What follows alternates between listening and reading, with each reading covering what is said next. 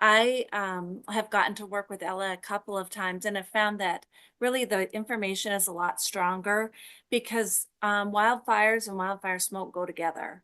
And yes, we're going to have more wildfire smoke just because it's coming from so many different areas.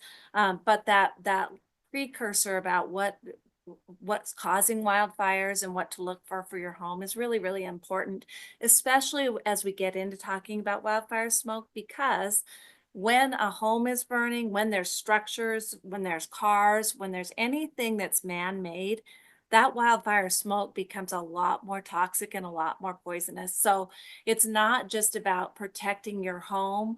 You want to get this information out to other people because really, there's so many more chemicals that go into wildfires when there's homes involved. So I always appreciate having Ella along.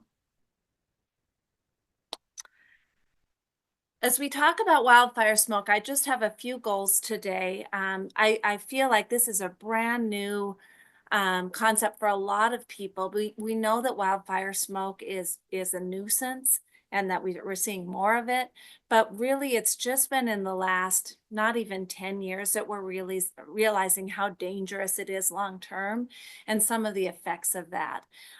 So I work for the Montana DPHHS. I used to be a school counselor. As you can see, there's me kissing a pig in my last year. But it's very, very important to me that we're talking about this, not just for our vulnerable populations, which Ella talked a little bit about that, but for all of us. And you're going to see as I talk about some of the research that we've done really in Montana, how important that is. I want to make sure that people understand the health impacts and why. Not just, my gosh, it's real dangerous, but what is it about wildfire smoke that it makes it that way? And I also want to help you learn how to not just protect yourself outside, but as we're finding more and more about how that smoke travels indoors, really knowing how to protect the indoors of your home too. And then also protecting your community.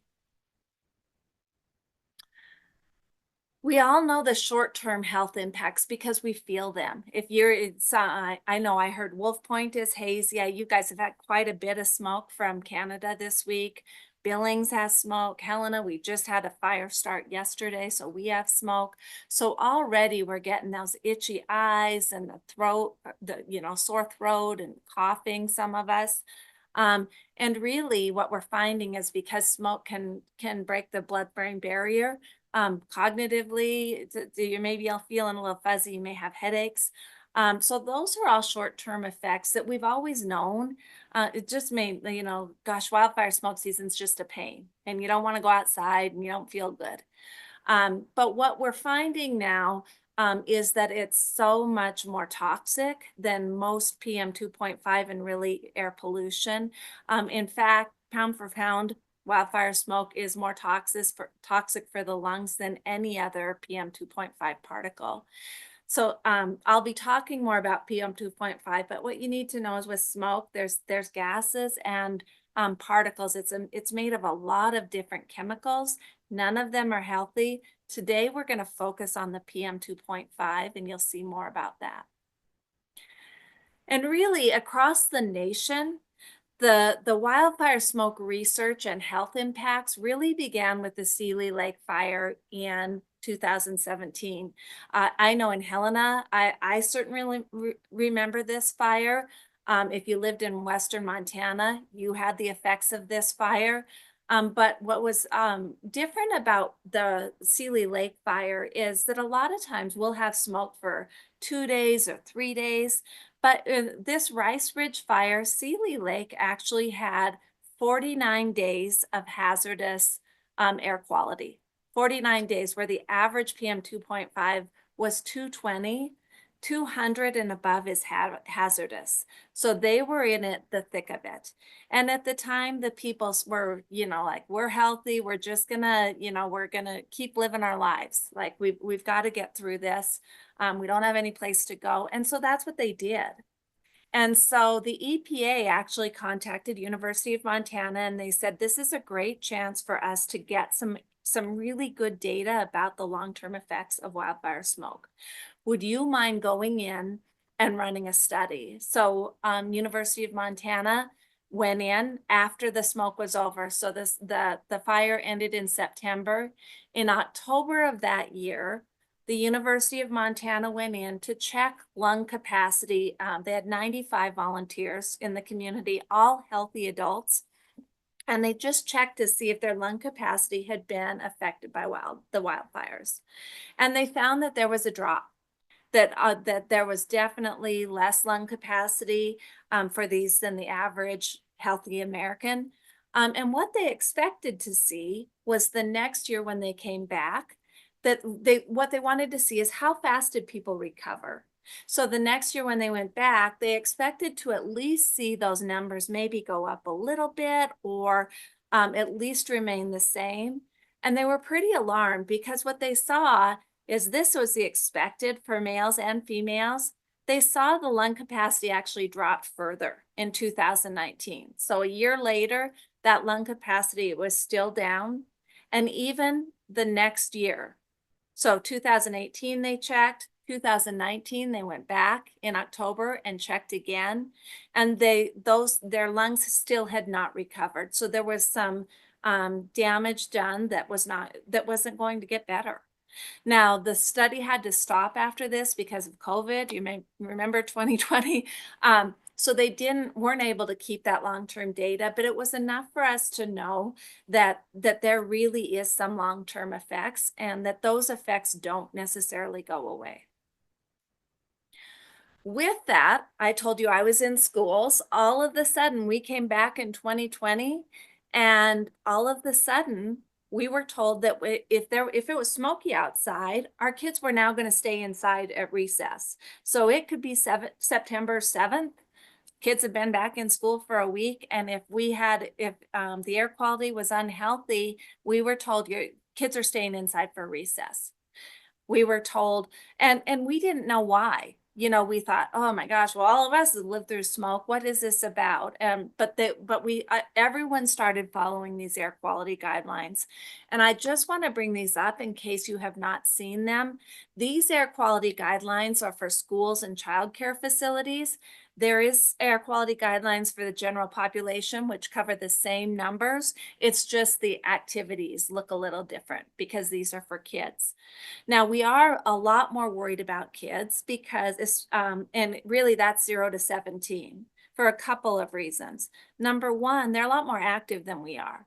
So as soon as you're more active, your breathing rate is going to change. You're going to be breathing more. And so if you're outside in an unhealthy event, you're breathing in more wildfire smoke. You're breathing in more PM 2.5. So the first one is that they're more active, and a lot of times they spend more time outdoors. The other thing with kids is sometimes they have undiagnosed illness. Sometimes we don't know a disease or a condition they may have. And so we're sending them outside when we really don't know how that's going to affect them. So I just want to point out these guidelines. These are actually on our website. If you go to air quality at .mt.gov, this is all on our guidelines. It's also on the Montana DEQ. But when you look at them, they tell you not just the air quality index, but if you live in a place that doesn't have a monitor, it'll tell you the miles. If you can see 13 miles, you can bet that the air is pretty good. If that visibility is down to 5 to 9 miles, then that means it's really not healthy for somebody in sensitive population. So Ella talked about senior citizens, kids, women who are pregnant, people with lung and heart conditions, those with diabetes. Those are all people that really don't have the same capacity. And where we ask everyone to be inside when the air quality index goes above 150, they really need to start paying attention to that 100 number. And a lot of schools, this is really hard because that's our kids with asthma. So those kids are not going outside necessarily at that time. You'll see why as we get further. But it really is important that we at least know these guidelines. If it's a kid who's super active, who wants to go outside, or even your 3-year-old and you're like, oh my God, I can't keep them inside for 3 days. Let them go out, but limit that and try to do something like sidewalk chalk. outside. Don't have them out running around. Have them doing something that's a little less active.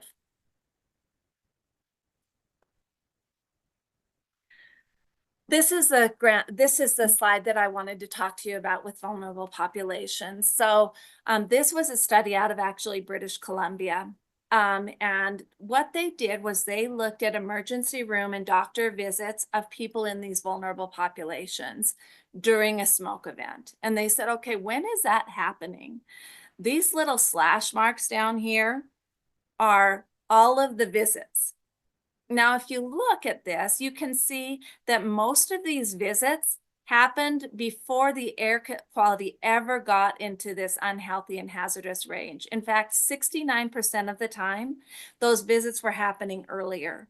So I want you to think about wildfire smoke. What happens with that is it comes into your lungs, and our bodies are pretty good about filtering out different toxins, but they get overwhelmed.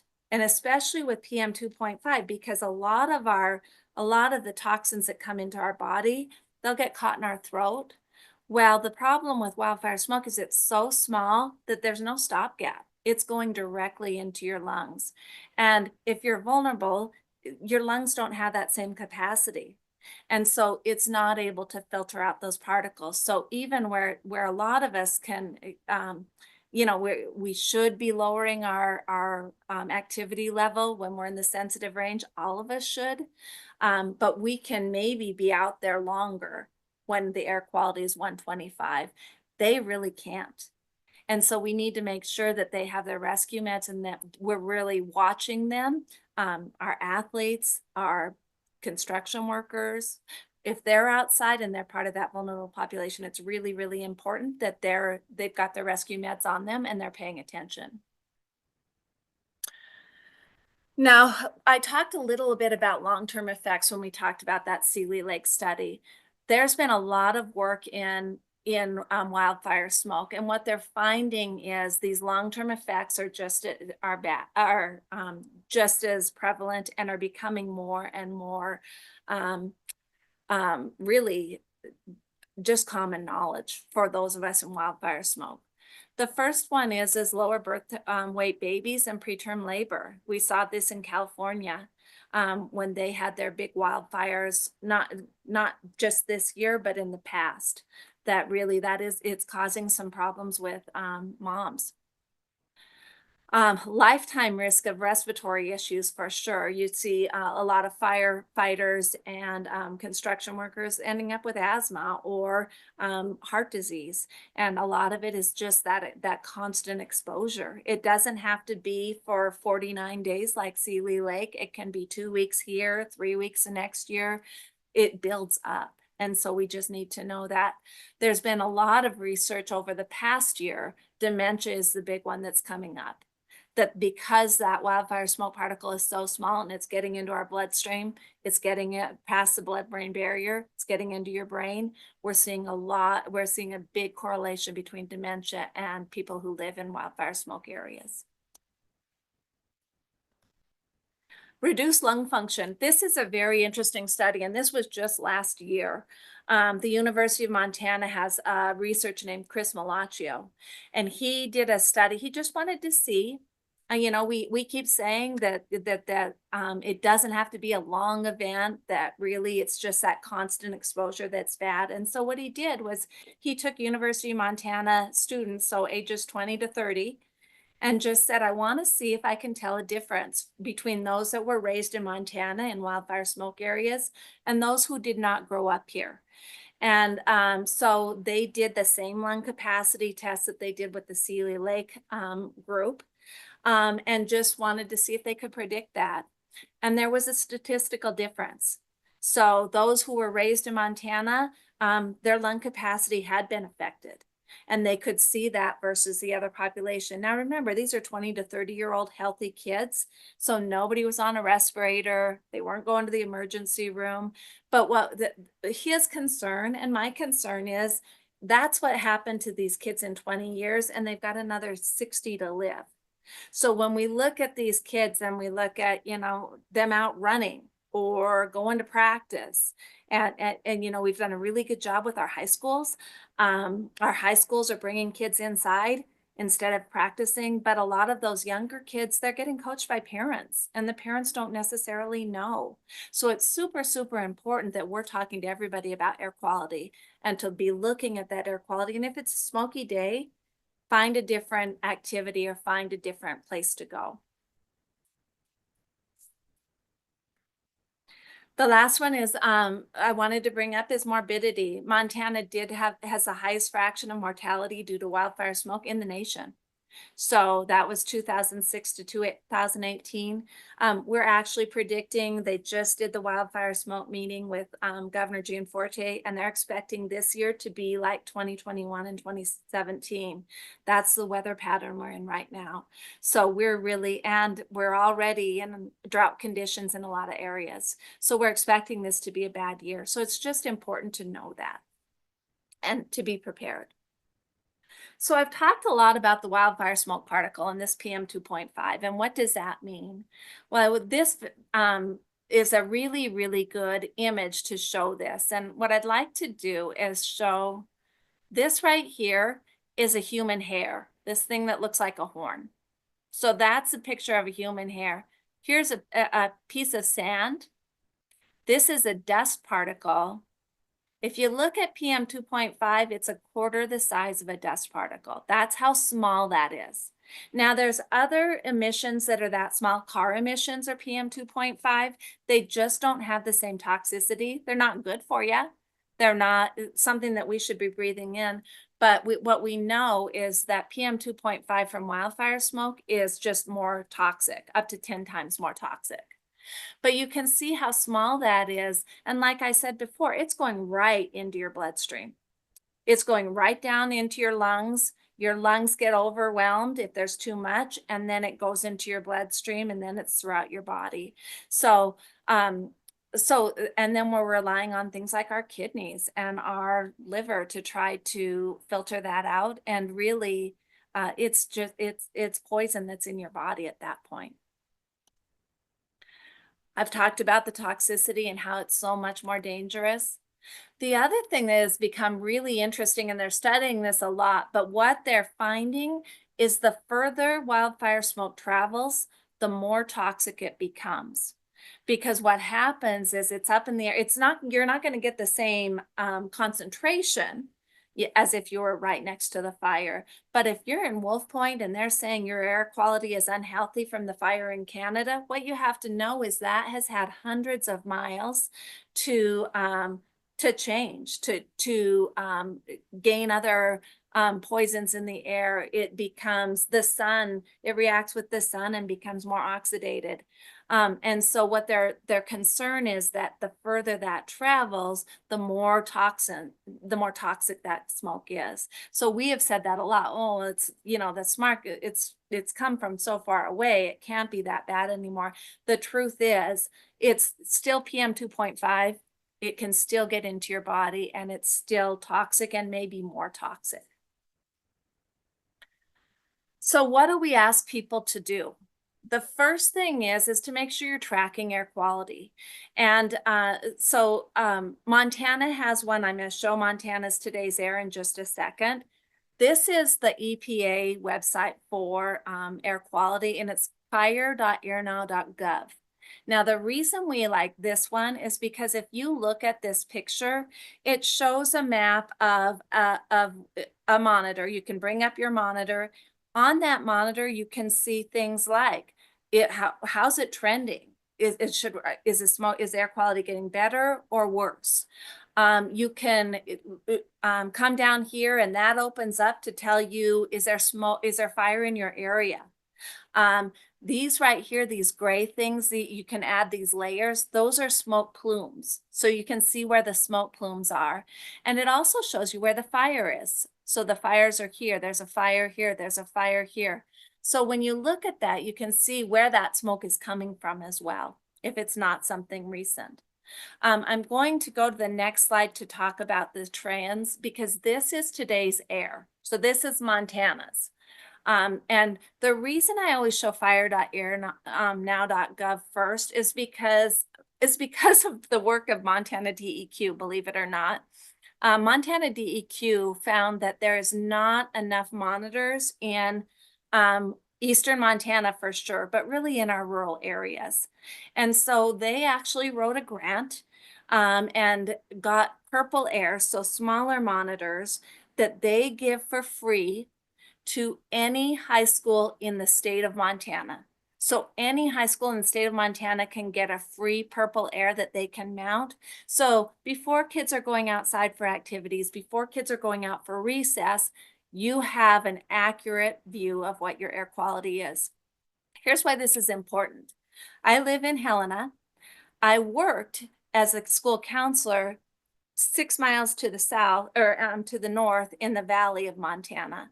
And there were plenty of days in September and even during the winter, during an inversion time, where Helena kids were outside at recess. And because of the inversion and the topography, we were indoors because the smoke had settled in the valley. So that was 7 miles. So we have towns right now that their monitor, Lincoln, Montana, was using Helena's air monitor, 45 miles away, and they're in the mountains.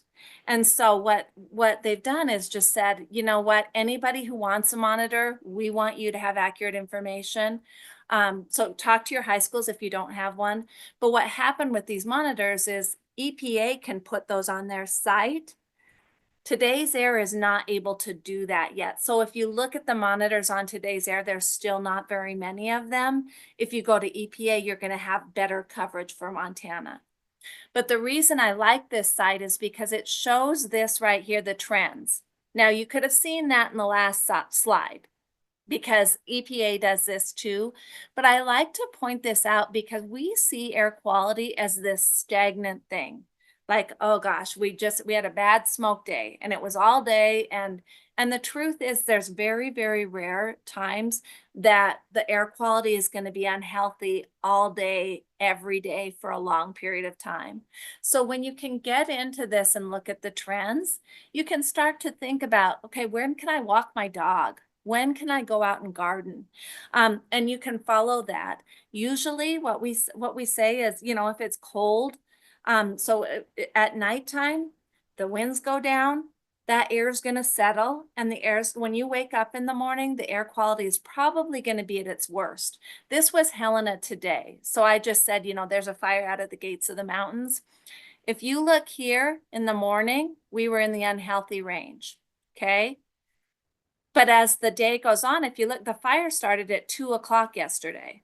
So the winds were blowing enough that our air quality was okay. And then when those winds died down, the temperature dropped. That's when air quality went up. So you can follow this for your area and you can have your kids outside. The other thing that I like about Today's Air is that they give a wildfire smoke forecast. You can sign up for this. It can be as a text or an email, and you can get anytime there's a smoke event. They've already started them. Every morning I wake up and I check my email. It actually comes in about 10, so I'm at work. And there's a wildfire smoke forecast. And today said, you know, we're probably going to get some smoke from Canada. It's going to be headed south. Wolf Point, you saw that. And that hopefully with the winds and some rain coming in, that should dissipate for the rest of the week. But you can get that every day. And so I just like to point that out. Now we're back to the wildfire smoke particle, because here's how I got my job. We knew about the outdoor air, right? We've talked about that, about outdoor air quality. What we have found though, is that within 24 hours, a lot of statistics will say 3.5 to 10 hours, your indoor air quality gets as bad as the outdoor air. So think about what would cause that. Your vents, same thing that Ella talked about.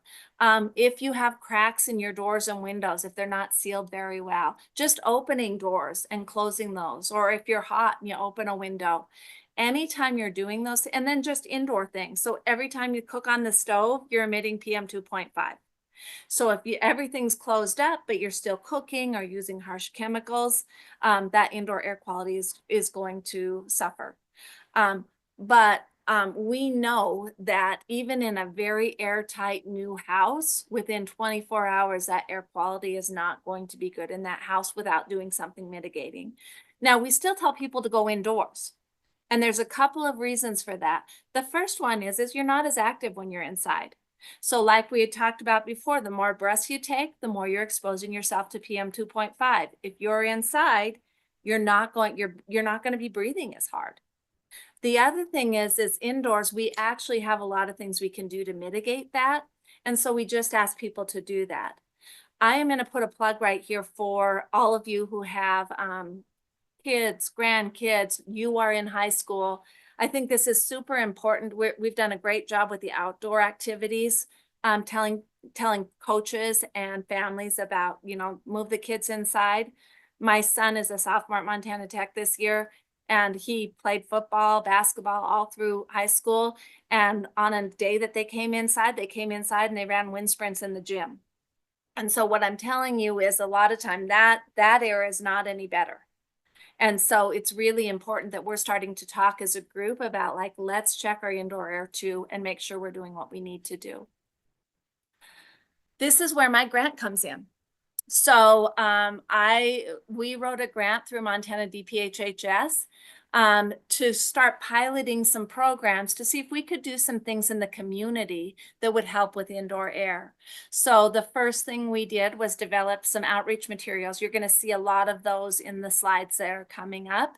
You can use any of them.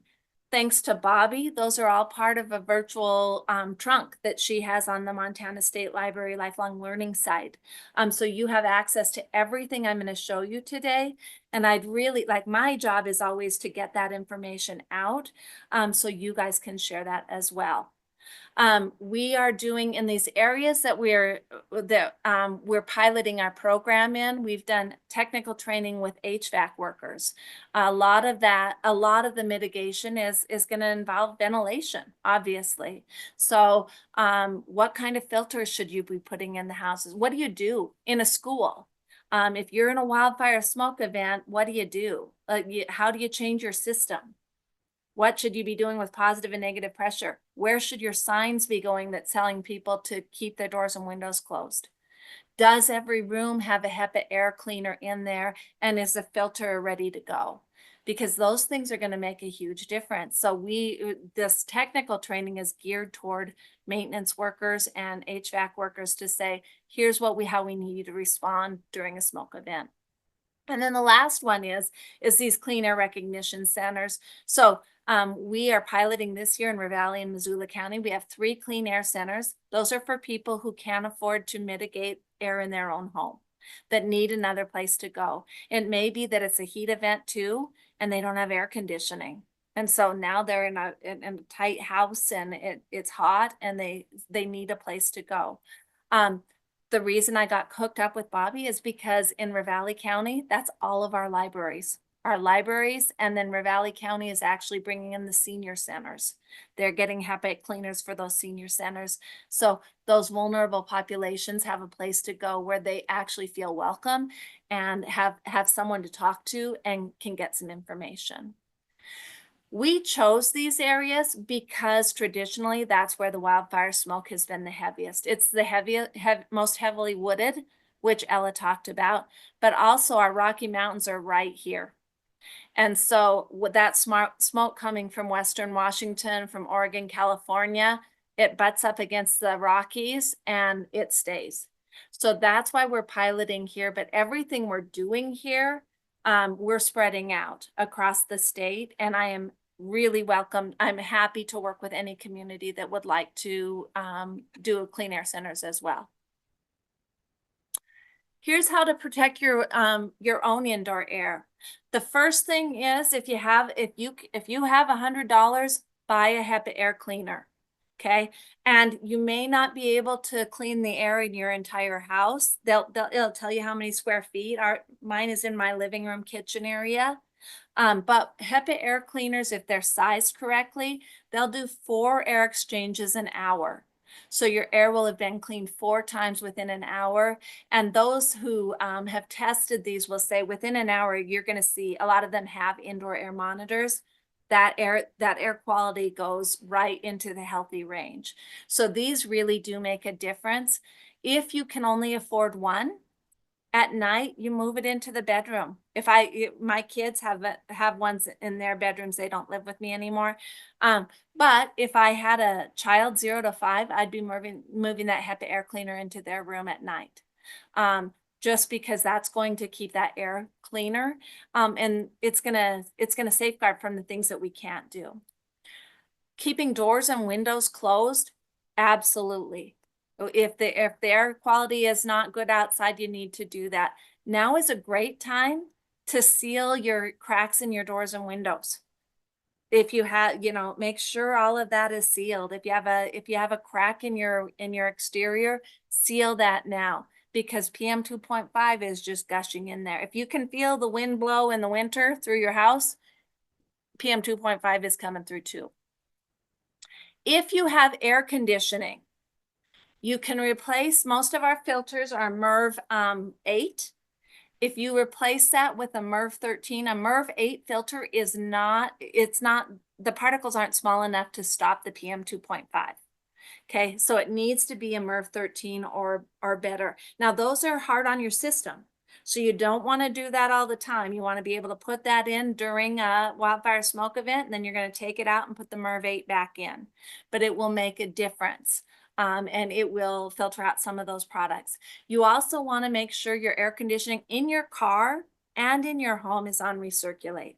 So, so that way no outdoor air is coming in.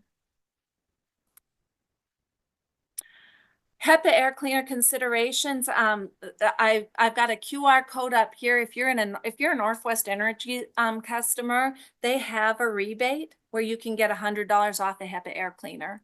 So you go to Costco and buy one, you go on Amazon and buy a filter, they'll give you $100 rebate for that.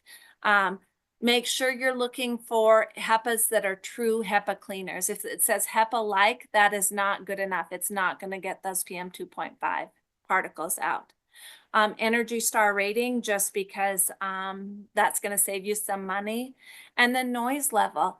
The public health gave out some HEPA air cleaners to schools during COVID. And we have a lot of teachers who said they won't use them because they're too loud. And so it's important that you can tolerate that noise. We ask them, then run it when you're not in the room.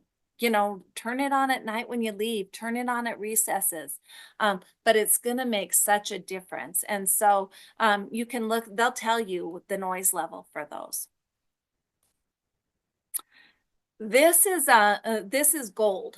Ella, who just spoke, is actually giving these out when they visit senior centers this month. These HEPA air cleaners, or these do-it-yourself air box fan filters.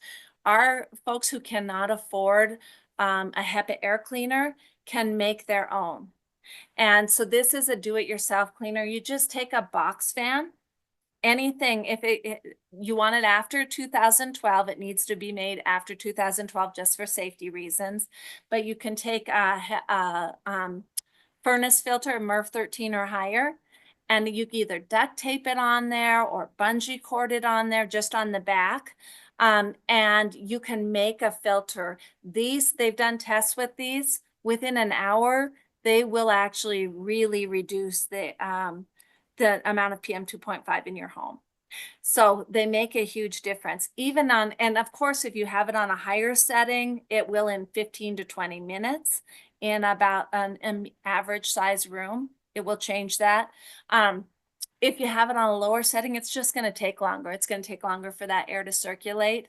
But this is a great option if you either don't have enough money for a HEPA air cleaner, or if you have a friend or family member that just needs one. They're safe enough. They've run them for nights, and they're safe enough now. After 2012, they really did put some safety precautions in there, and this is just as easy. So now, the MERV 13, I'm actually gonna, when I stop sharing, I'll show you pictures of a MERV 13 filter and then a 4-inch MERV 13 filter, which is actually recommended. But I can show you all of this when we're done. This is from the EPA. These are great graphics. Again, these are all online, but it tells you how to create a clean room. So if you can't clean the house in your whole, or the air quality in your whole house and you're worried about it, what do I do in a room? And this goes through step by step. You want a room without a lot of doors and windows, if you can do that. You want a room where everybody can fit. Then you want to run a HEPA air cleaner in that room. You don't want it in the kitchen because you don't want those chemicals from the kitchen. Another thing that's really interesting is you don't want to vacuum during a wildfire smoke event because that's kicking all of that back up. Okay. If you're in an area that has wildfire, when you come back, you don't want to start vacuuming then either. You want to wet mop first and get it all cleaned up as much as you can before you're pushing it back up into the air. This is a question that most Montanans struggle with because we're asking you to close your doors and windows, and then it's hot and it's smoky. This is the reason we have, we're starting clean air centers actually, because we know that we need cool air too. What the best practice is if you have to decide between air quality and heat, controlling that heat, start with the heat. Okay, that's going to be the most immediate danger that you have. So you want to be cool. Try to think of other ways that you can cool down your family or your house. You know, run cold water on your wrist, take a cold shower, run your fans, do some other things first. But if it is hot, if it's 105 and you need to open the windows at night, open the windows at night and then try to close them up and then run a fan or run your HEPA air cleaner. So if you don't have air conditioning, make sure you're taking care of that heat. The other thing is find another place to be. So I know this is easier in Helena. You know, there's restaurants with air conditioning and that have clean air. It may not be as easy in some of your communities, but be thinking libraries, museums, public places that will have air conditioning and can do some of these other things. Just get out of that air for a little bit. Just give yourself 2 or 3 hours in the hottest part of the day and then go back home. And again, open your windows when it gets cooler and then shut them and start your mitigation. When you must be outdoors, if you go to California or Washington, there's actually Department of Labor has rules that you can't be outside in on hazardous air quality or unhealthy air quality. It's against the law. And so, but in Montana, we don't. And we have farmers and ranchers who are not going to come inside. And because their crops are going to burn. And we have construction workers who are not going to tell their buddies that they're going to stay outside. And we have athletes who want to work out, and we have firefighters, thank God. So what we ask is if you have to be outside, there's some things that are super, super important. The first one is staying hydrated. That's just going to allow your body a better opportunity to filter out some of that smoke. It's just going to help your body work better. When you think about it, your body's inflamed. The inside of your body's inflamed, just like if you sprained your ankle. And so that staying hydrated is going to help your body to heal. Take breaks in filtered air. Even if it's getting into your truck and running your air conditioning and breathing, they actually even have small little battery operated HEPA air cleaners you can put in your car. But take breaks as frequently as you can. Water, they tell firefighters stop every 20 minutes and have some water. I'd say breaks once an hour. You just need to take them more frequently if you can. Consider a fitted N95 mask. Now I put this up here, but if you or a family member is part of a vulnerable population, for example, someone with asthma, sometimes N95 masks are more dangerous than it is not to have one. It's another thing impeding your breathing, right? So make sure you've checked with your doctor before you do that. For a healthy individual, an N95 mask helps. What they say is taking a breath with an N95 mask is the same as taking 20 breaths without one. So it filters it that much. And for another one, notify a coworker or somebody. If you have a health condition that we've talked about, make sure somebody knows and make sure your medicine is close. We tell this to all of our coaches. Know who your kids are with asthma, know who your kids are with a heart condition, and be watching those kids. It's just as important for adults.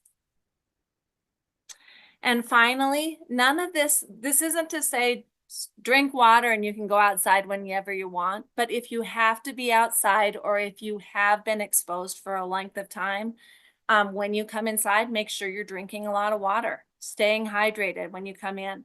Sleep, just like if it was a sprained ankle or if you had a cold, what is going to help you heal is sleep. It gives your body a chance to recover. So make sure you're sleeping. Eating antioxidant-rich foods is also important. Again, it just helps with that inflammation. And then to sleep in a room that has some healthy air quality. So make sure you're really running your filter at night. I think that's a huge, it's worth it. It's an expense that's worth it. I'd really appreciate one of the reasons we wanted to do this is because we want those of you who are in the audience, we want you to help spread the word. Let people know about this. And here are some ideas for summer activities. Again, I talked about these trunks. They're all on they're all on the Montana State Library website, so you can get to any of them. And so there's information here, but there's also educational activities for kids. We go through step by step how to build a box fan filter. I've also, as part of the grant, built some toolkits for people. So we have one for schools, and this has lesson plans in it, but it also has 504 ideas. If your son or daughter is on a 504, what should you be asking for during a smoke event? What should be in that 504 action plan? There's email templates for principals and to send out notes to parents and to their teachers so they know what to expect. Again, I was a school counselor. I worked in schools, and all they told us was to come inside. We didn't understand why. We thought it was dumb, and, gosh, well, we've lived in Montana our whole lives, and now all of a sudden they have to come inside. Yeah, because there's science, but they never told us that. So this gives that information. The next wildfire smoke response toolkit is for anybody, but I built it for emergency managers and health departments. So they had easy information to give out to people. And then also, if you're thinking about, gosh, it'd be nice to have a place people could go in our community. I work in a senior center. I go to a senior center.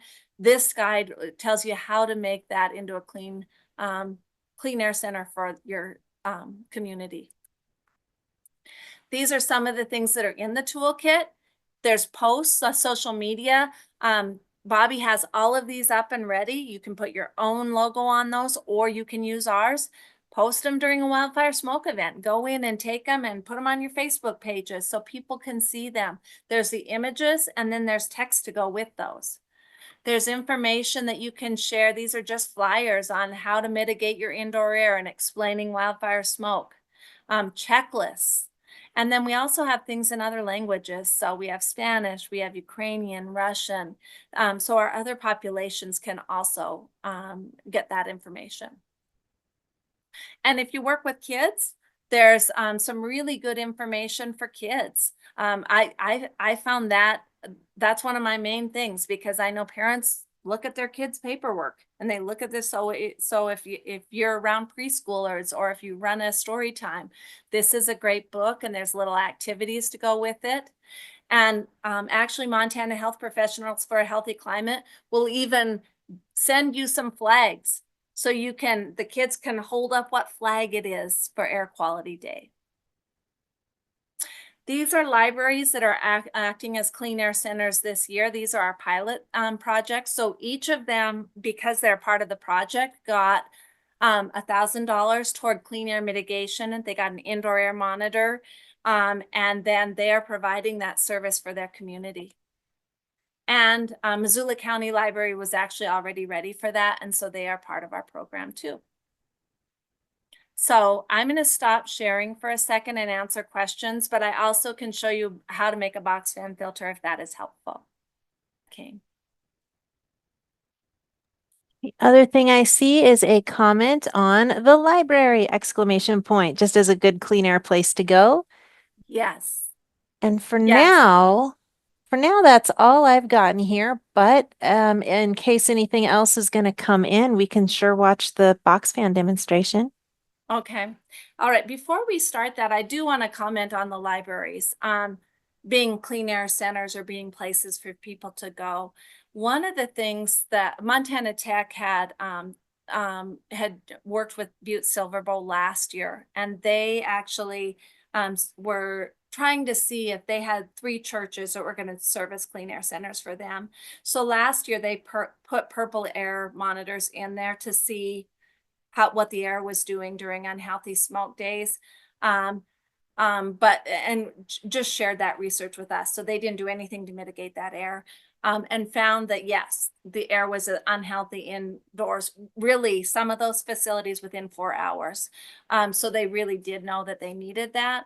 But one of the things that they also looked at was, are people going to go there? Because what we know with shelters, like during a wildfire event, people are not using our shelters very much. And so they really recommended to us to find places where people wanted to go. And so when we were looking at places for people to go, libraries have it for everybody. They have everything you need. They have Wi-Fi access. They have places where people can charge their phones. They have books to read. There's something for everyone in a library. So they are the best places for people to go for a little bit to get out of that air. So yes, thank you all you librarians. Okay, now let me show you a box fan filter. And then if you have questions, please let me know. Now, so my screen, I practiced this earlier and I thought I had it down, but now my screen is small. So if you can't see this, then make sure, Bobby, let me know, okay? So I'm gonna take a box fan, okay? This is just a regular 20 by 20 box fan, okay? And I'm going to put the screen, here's a MERV 13 filter. And it says on it, you know, because it says on it, MERV 13. Okay, you see that?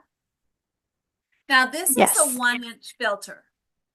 A 1-inch filter is going to work, but it's not gonna work as well as a 4-inch filter.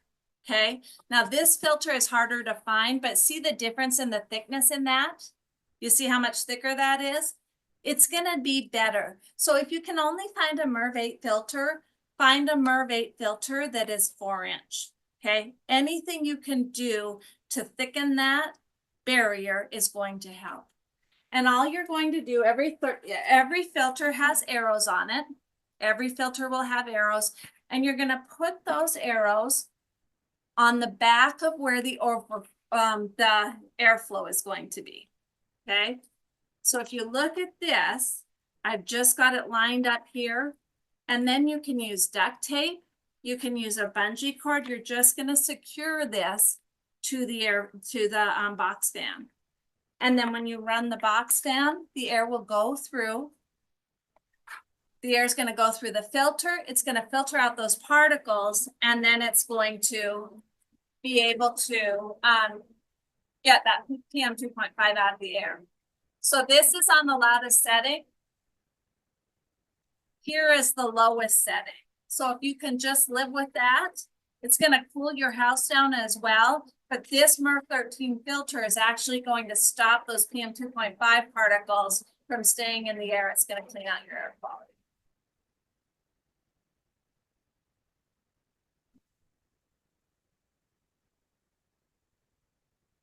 But it's that easy. You can make one in about 10 minutes. This is a great art.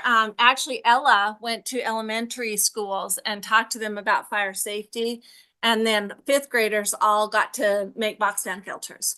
So she did this as a classroom project. And she's actually going to go to Stevensville Library and do it with their science group there. So that's something easy that you can just do as like an educational project with kids. I wouldn't go younger than fifth grade just because those little guys can get their fingers caught in there. You know, you want to tell parents, make sure you're around your Don't leave your 2 or 3-year-old around a fan like that, but it's really, really effective, and most of us can get a box fan and have those filters.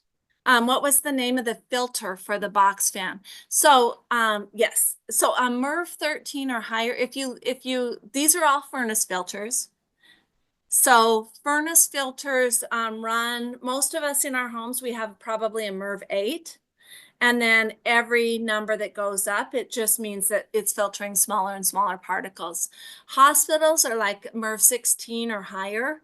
And really, the higher you go, the better it's going to be. But MERV 13 is the first MERV rating that will filter out PM 2.5.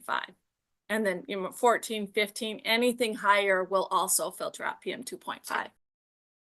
Okay, and yes, the University of Montana made a 3D printer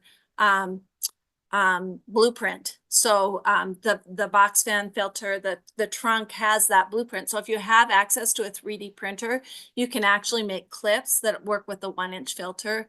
And those, I gave those to Ella for her demonstration, so I didn't have that with me, but they're perfect because then you're not scrunching up the filter and you can use it again, especially as a demonstration. In the chat, Mary was asked which air quality monitors they recommend. Purple Air is one that you can go on their map and see them all around the area. So we've always just used Purple Air, and that's what Montana DEQ uses too. So if you go on the Purple Air map, you can just Google that. You'll see all of the monitors in Montana. If there's a black circle around them, that means it's an indoor air monitor. So outdoor doesn't have the circle on them.